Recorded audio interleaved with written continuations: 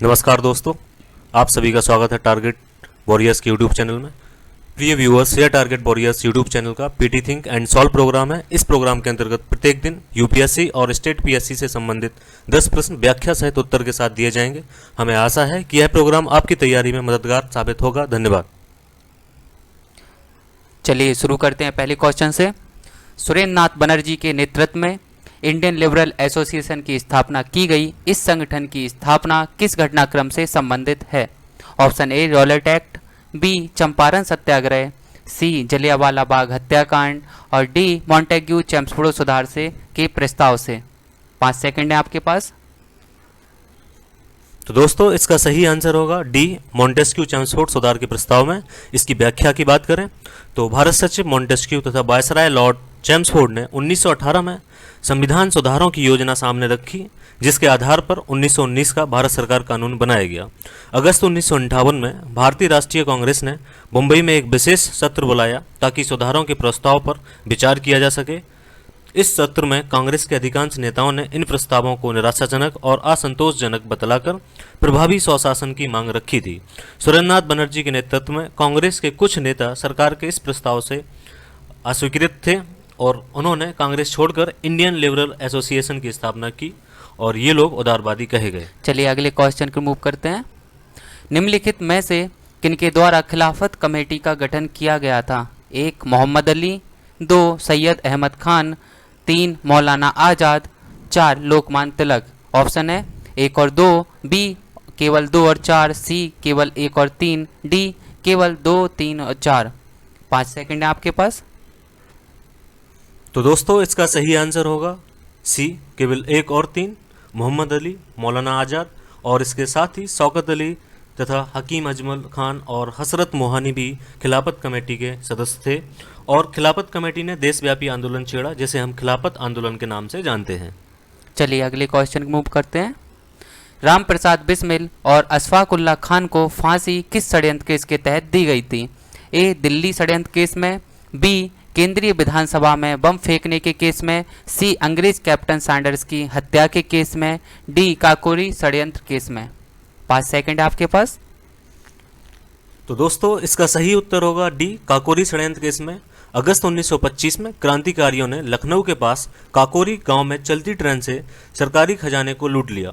काकोरी षड्यंत्र केस में लगभग 17 लोगों को लंबी लंबी जेल सजाएं दी गई थीं और 4 को आजीवन कारावास तथा फांसी की सजा दी गई, जिसमें रामप्रसाद बिस्मिल और अशफाक उल्लाह खां, राजेंद्र लाहिड़ी और रोशन सिंह को फांसी दी गई थी। अतः विकल्प डी सही है। चलिए अगले क्वेश्चन की ओर मूव करते हैं। नीचे दिए गए घटनाक्रम को उनके कालानुक्रम के अनुसार व्यवस्थित करें और नीचे दिए गए कूट का प्रयोग कर सही उत्तर चुनिए। 1 काकोरी षड्यंत्र केस, 2 बारदोली सत्याग्रह, 3 चटगांव सरकारी शस्त्रागार लूट और 4 नौजवान भारत सभा की स्थापना। तो दोस्तों, इसका सही उत्तर होगा विकल्प 1।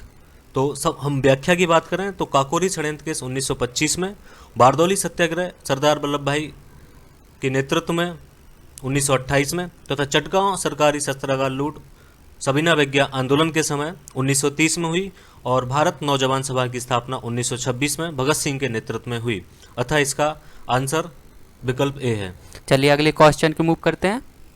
निम्नलिखित कथनों पर विचार कीजिए, बताना है कौन सा सही है। साइमन कमीशन के विरोध के दौरान लाला लाजपत राय की मृत्यु हो गई थी। दूसरा, 1929 को भगत सिंह एवं रामप्रसाद बिस्मिल ने केंद्रीय विधानसभा में बम फेंका। आपके ऑप्शन है केवल 1, केवल 2, सी 1 और 2 दोनों और डी ना तो 1 और ना ही 2। तो दोस्तों, इसका सही आंसर होगा विकल्प 1। तो व्याख्या की बात करें, साइमन कमीशन के विरोध के दौरान लाला लाजपत राय की मृत्यु हो गई थी और दूसरा कथन गलत है। 1929 को भगत सिंह एवं रामप्रसाद बिस्मिल ने केंद्रीय विधानसभा में बम फेंका। चूंकि रामप्रसाद बिस्मिल काकोरी षड्यंत्र केस में इनको फांसी दे दी गई थी, अतः भगत सिंह के साथ यह नहीं थे। चलिए अगले क्वेश्चन को मूव करते हैं। 1901 में बम्बई की विधान परिषद में एक विधेयक पेश किया गया जिसका उद्देश्य किसानों का भूस्वामित्व अधिकार छीन लेना था ताकि वे शादी विवाह और त्योहारों पर फिजूल खर्ची ना कर सकें। इस विधेयक का किस राष्ट्रवादी द्वारा जोरदार विरोध किया गया? ऑप्शन ए बाल गंगाधर तिलक, बी फिरोज शाह मेहता, सी सुरेंद्रनाथ बनर्जी और डी गोपाल कृष्ण गोखले। तो दोस्तों इसका सही उत्तर होगा बी फिरोज शाह मेहता। फिरोज शाह मेहता के द्वारा इस विधेयक का जोरदार विरोध किया गया और किसानों के पक्ष में कई जोरदार तर्क भी प्रस्तुत किए गए। सरकार ने बहुमत के बल पर इस विधेयक को पारित करने का प्रयास किया तो मेहता अपने सहयोगियों के साथ विधान परिषद से बहिर्गमन कर गए। चलिए अगले क्वेश्चन मूव करते हैं। गदर आंदोलन के संदर्भ में निम्नलिखित कथनों में से कौन से सही नहीं हैं? भारतीय सेना विशेषकर सिखों में विद्रोह की भावना पैदा करने एवं उन्हें भावी क्रांति के लिए तैयार करने के लिए गदर पत्रिका का प्रकाशन पाश्तो भाषा में भी किया गया। प्रथम विश्व युद्ध के दौरान गदर पार्टी के प्रभाव में उल्लेखनीय वृद्धि हुई। ऑप्शन है केवल एक, बी केवल दो, सी एक और दो दोनों, डी ना तो एक और ना ही दो। तो दोस्तों इसका सही आंसर होगा विकल्प बी।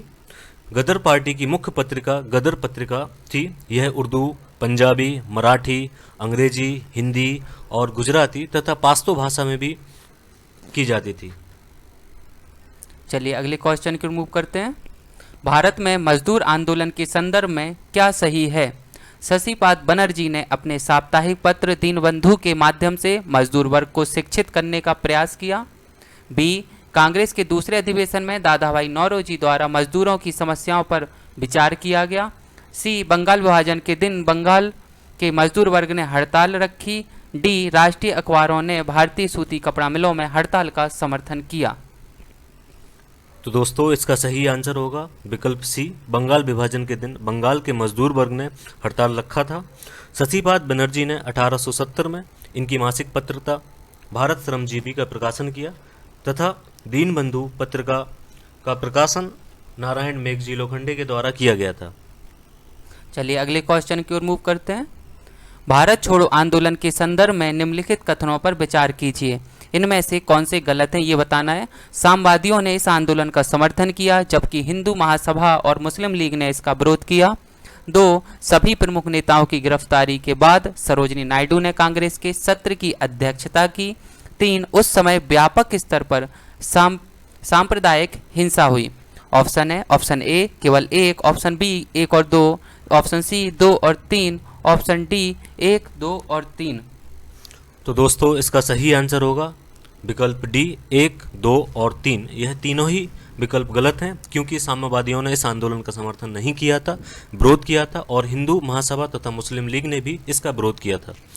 प्रमुख नेताओं की गिरफ्तारी के बाद सरोजिनी नायडू ने कांग्रेस के सत्र की अध्यक्षता की। यह भी कथन गलत है चूंकि गिरफ्तारी के बाद अरुणा आसिफ अली ने कांग्रेस के सत्र की अध्यक्षता की थी और उस समय पर व्यापक स्तर पर सांप्रदायिक हिंसा हुई। यह भी गलत है, छोटी मोटी हिंसाएं हुई थी। चलिए अगले क्वेश्चन को मूव करते हैं। नौसैनिक विद्रोह के लिए उत्तरदायी कारक थे।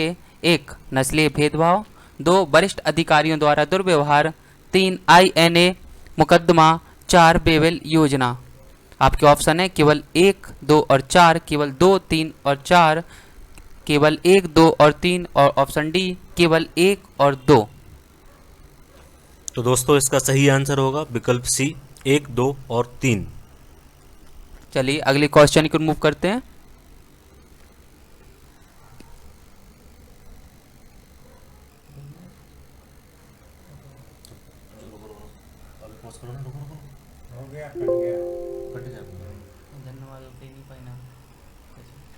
चलो ठीक है, ये हटा जाएगा ना। अगले क्वेश्चन को मूव करते हैं।